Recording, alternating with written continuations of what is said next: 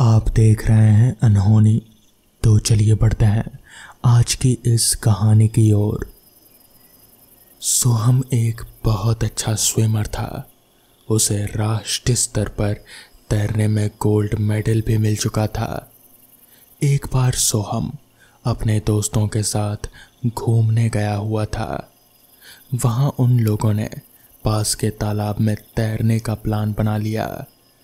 सबने तैयारी की और शाम के करीबन 5 बजे वो तालाब के पास जाने लगे।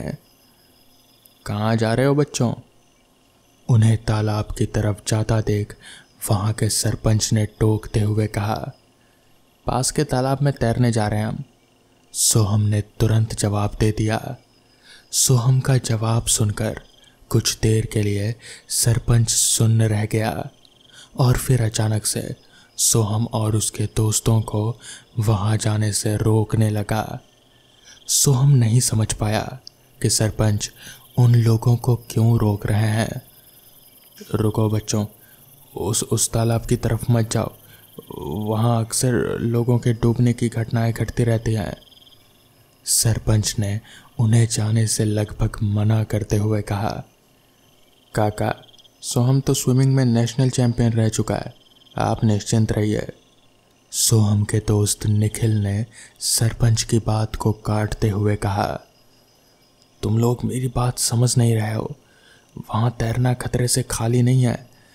कहते हैं कि वहाँ डूबकर मरने वाले कई लोगों की आत्माएं उसी तालाब में भटकती रहती हैं और वहाँ जो भी तैरने वाला दूसरा लोग जाता है वो उन्हें मार डालती है। सरपंच ने उन लोगों को वहाँ जाने से रोकने के पीछे की असली वजह बता दी और वो वहाँ से चले गए। काका ने जो कहा, क्या वो सच होगा? सोहम के कुछ दोस्त आपस में बातचीत करते हुए कहने लगे।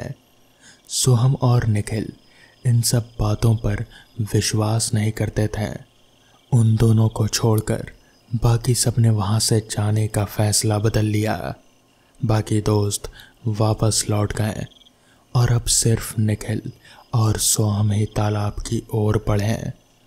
दोनों ने कपड़े उतारे और जैसे ही वो तालाब में उतरने लगे कि निखिल के माँ का फ़ोन आया। निखिल तालाब में उतरते उतरते रह गया, मगर सोहम बिंदास होकर पानी में तैरने लगा। अचानक सोहम का पैर पानी में फंस गया।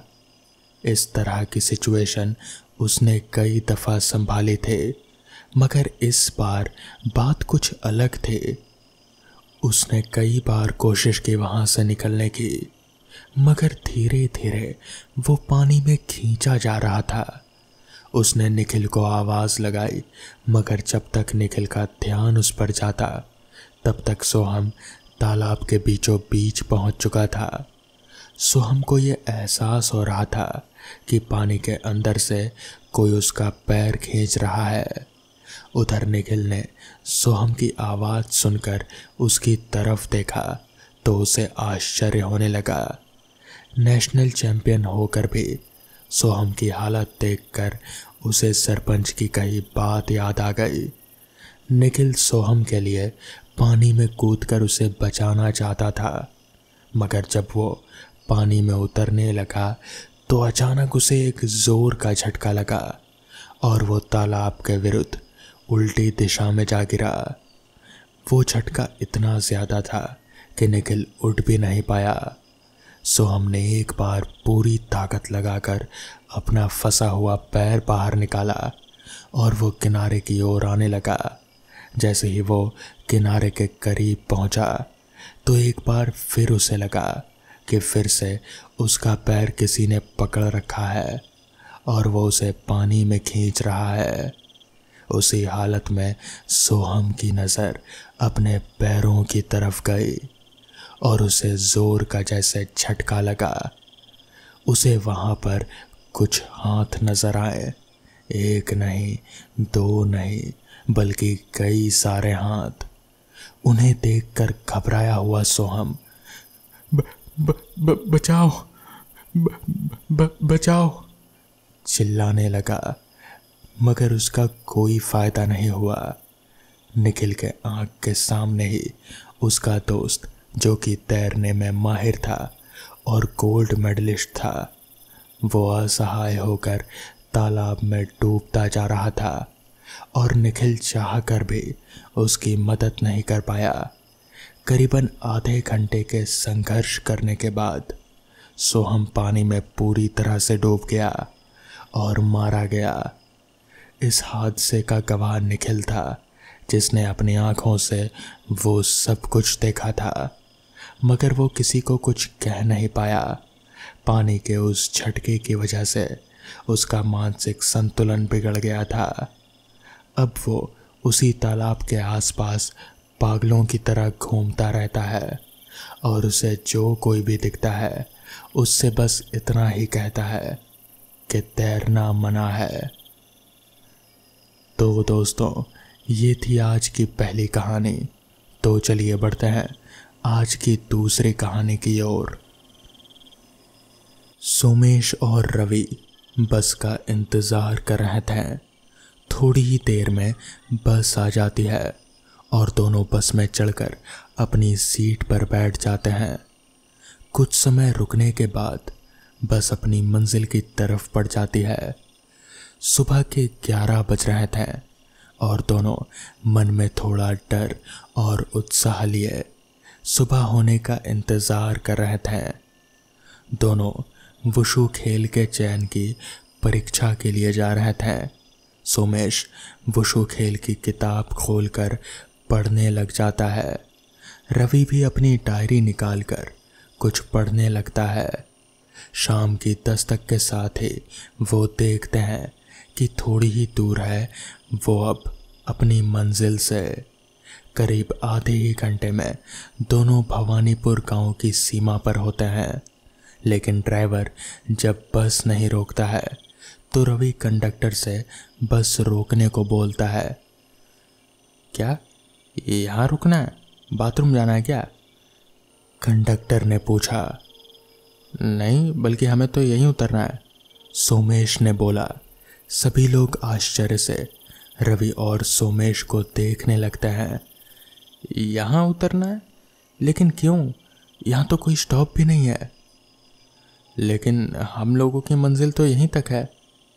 देखो, एक बार फिर से सोच लो, अगर आप लोगों को यहीं उतरना है तो फिर आप लोग उतर जाओ, मगर दोबारा यहाँ से निकलने का कोई साधन नहीं मिलेगा और फिर कल सुबह ही दूसरी बस आएगी, और वैसे भी ये जगह ठीक नहीं है, कोई नहीं उतरता यहाँ। कंडक्टर ने एक चेतावनी सी देते हुए कहा। सब बातों को नज़रअंदाज करके दोनों उतर जाते हैं। रवि और सोमेश के उतरने के साथ ही सब लोग उन्हीं लोगों को एक अजीब निगाह से देख रहे थे। उन दोनों को भी थोड़ा अजीब तो लगा, लेकिन ज़्यादा ध्यान ना देते हुए दोनों आगे बढ़ गए और बस तेज़ी से आगे निकल गई। रवि, तूने देख लिया ना अच्छे से कि ये वही जगह थी जहाँ हमें उतरना था? यहाँ वो कॉलेज जहाँ की खेल का कैंप लगा था, वो तो कहीं नज़र नहीं आ रहा यार। सोमेश ने चारों तरफ वीराना देखकर पूछा। हाँ, जगह तो यही दिखा रहा है गूगल मैप पर, रवि ने अपने फ़ोन में देखते हुए कहा। लेकिन यार, यहाँ तो दूर दूर तक कोई कॉलेज या फिर कोई स्कूल भी नज़र नहीं आ रहा, सोमेश ने थोड़ा चिंतित होते हुए कहा। ऐसा करना भाई, एक बार फिर से तू मैसेज देख, क्या यही एड्रेस दिया था क्या? या फिर चल किसी से चलकर पूछ लेंगे, सोमेश ने सुझाव दिया। रुक, देखता हूँ क्या एड्रेस है कॉलेज का, कहते हुए रवि ने एक लिफाफा निकालकर उस पर एड्रेस देखा। श्री जगमोहन विद्या मंदिर, पोस्ट सोनामणि पूर्वा, ग्राम भवनानी। रवि ने एड्रेस पढ़ते पढ़ते चौंक पड़ा और अपना सिर पकड़ते हुए बोला। यार, एक गड़बड़ हो गई यार, गलती से गूगल मैप पर मैंने भवनानीपुर की जगह भवानीपुर डाल दिया और इसी वजह से हम लोग यहाँ चले आए। अब क्या होगा यार, हम लोगों का तो ट्रायल है कल, कैसे पहुंचेंगे हम वहां इतनी जल्दी? याद है ना वो कंडक्टर क्या बोल रहा था कि कल सुबह ही कोई बस मिलेगी? परेशान होता हुआ सोमेश बोला, यार यार यार शांत रह, मैं देखता हूँ यहाँ से भवनानीपुर कितना दूर है, अगर पास में ही हुआ तो पैदल चलेंगे। रवि बोल ही रहा था कि उसे टोकता हुआ सोमेश बोल पड़ा, और अगर दूर हुआ तो क्या करेंगे? तब किसी गाड़ी या फिर किसी से लिफ्ट ले लेंगे, फिर कोई गाड़ी किराए पर लेकर चलेंगे। रवि ने सुझाव दिया। चलो फिर खड़े रहो यहीं पर थोड़ी देर, और अगर कोई गाड़ी नहीं मिली तो फिर गांव में चलकर देखेंगे। सोमेश बोला। गूगल पर देखकर रवि थोड़ा उदास होकर बोला, यार 200 किलोमीटर दूर है कॉलेज यहाँ से। दोनों लोग काफ़ी देर तक सड़क पर खड़े रहे, गाड़ी का इंतज़ार करते रहे, लेकिन कोई गाड़ी आती नहीं दिखी।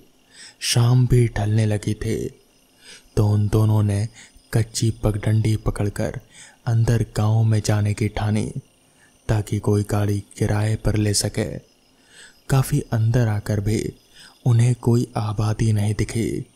धीरे धीरे शाम की लालिमा ढलने लगी और रात काली चादर ओढ़े आ गई।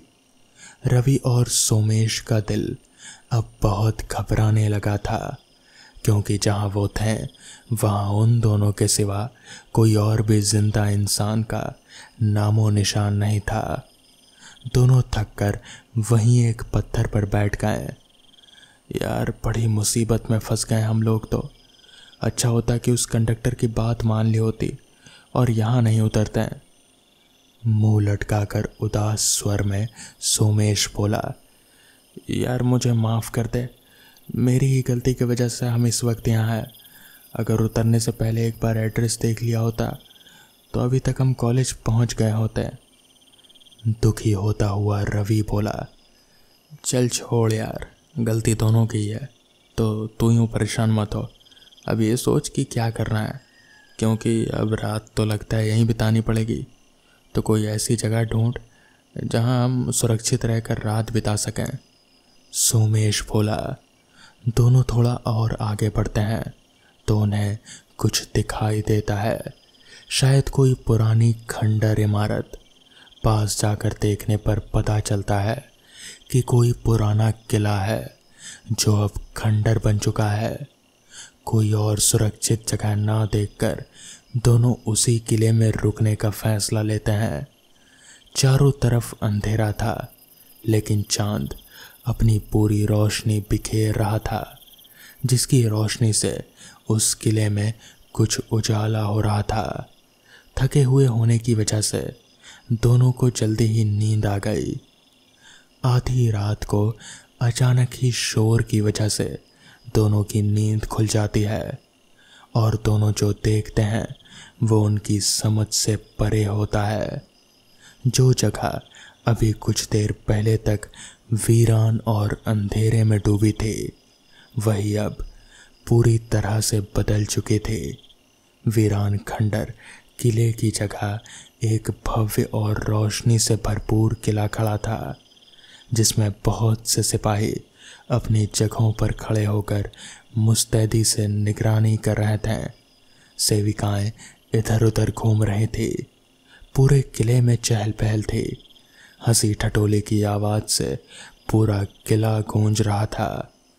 रवि और सोमेश चुपचाप एक कोने में खड़े हुए ये नज़ारा देख रहे थे।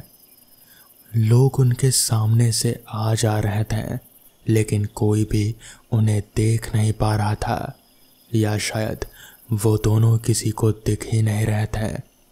वो दोनों भी एक दूसरे को पकड़कर दुबके हुए थे। देखकर लग रहा था कि पूरे किले में एक खुशी की लहर है। पता चला कि राजकुमार का आज 16वीं वर्षगांठ की धूम है। देखते ही देखते महफिल सज गई। सभी लोग किले के मुख्य हॉल में जमा हो चुके थे।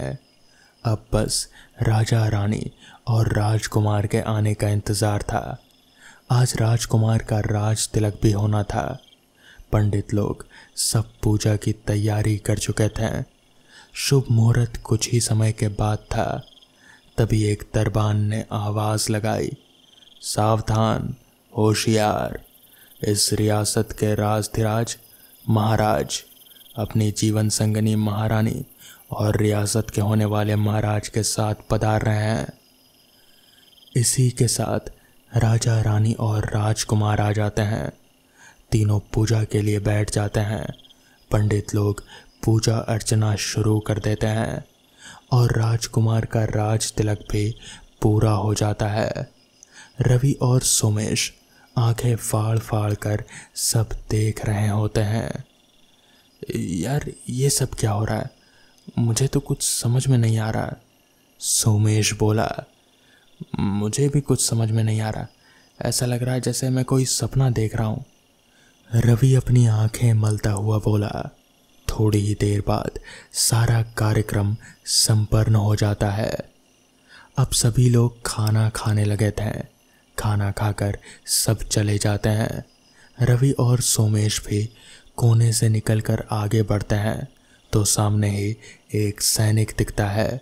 दोनों घबरा जाते हैं, लेकिन उस सैनिक को भी ये दोनों जैसे दिख ही नहीं रहे होते हैं, ऐसा लग रहा था। दोनों अब थोड़ा और आगे बढ़ते हैं तो किसी की बातचीत सुनकर छुप जाते हैं और सुनने लगते हैं कि क्या बात हो रही है। पहला आदमी बोलता है, देखो, जैसे ही सब सो जाएं वैसे ही तुम पीछे वाला द्वार खोल देना। इस पर दूसरा आदमी बोला, ठीक है हुजूर, जैसे ही महाराज सोने चले जाएंगे मैं जाकर द्वार खोल दूंगा। तो इस पर वापस से पहला आदमी बोला, लेकिन ध्यान रहे, उससे पहले तुम्हें उनके कक्ष के सिपाहियों को बेहोश करना है। उन सबको नशीला लड्डू खिला देना, उसके बाद ही द्वार खोलना। और याद रहे कि दोनों में से कोई भी बचना नहीं चाहिए। दूसरा आदमी पूरे आत्मविश्वास के साथ बोला, आप निश्चिंत रहें हुजूर, आज की रात महाराज और राजकुमार की आखिरी रात होगी। कल का सूरज वो लोग देख नहीं पाएंगे।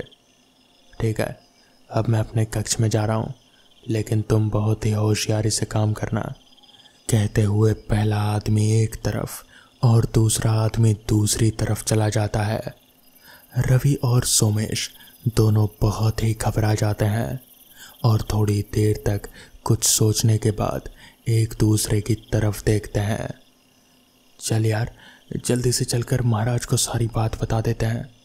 सोमेश कहता है, हाँ यार, तू ठीक कह रहा है, हमें तुरंत ही चलकर राजा को बताना चाहिए कि उनकी और राजकुमार की जान खतरे में है। हामी भरता हुआ रवि भी बोला। दोनों राजा का कमरा ढूंढने लगते हैं। तभी एक जगह वो देखते हैं कि कुछ सैनिक लड्डू खा रहे हैं। दोनों भाग कर जाते हैं और उनको मना करते हैं खाने से, लेकिन ये क्या, वो सैनिक तो दोनों को देख ही नहीं पा रहे होते हैं। रवि एक सिपाही के हाथ से लड्डू छीनता है, लेकिन वो लड्डू को पकड़ ही नहीं पाता। तभी सोमेश राजा के कमरे में घुसता है तो देखता है कि वो सो रहे हैं। सोमेश हिला हिला कर उन्हें जगाने की कोशिश करता है, लेकिन ये क्या, वो तो राजा को छू ही नहीं पा रहा था। लेकिन छूने का एहसास ना तो राजा को हो रहा था और ना ही सोमेश को। रवि भी भागकर राजा के कमरे में आता है और दोनों मिलकर बहुत कोशिश करते हैं उन्हें जगाने की, लेकिन उनकी सारी कोशिशें नाकाम होती हैं। तब तक दुश्मन सेना किले में घुस चुकी होती है और तलवारों के टकराने की आवाज़ें आने लगती है। जैसे ही सोमेश और रवि बाहर की तरफ देखने के लिए भागते हैं, तभी कई सारे दुश्मन सैनिक अंदर घुसने लगते हैं। सब मिलकर राजा को बेरहमी से मार डालते हैं।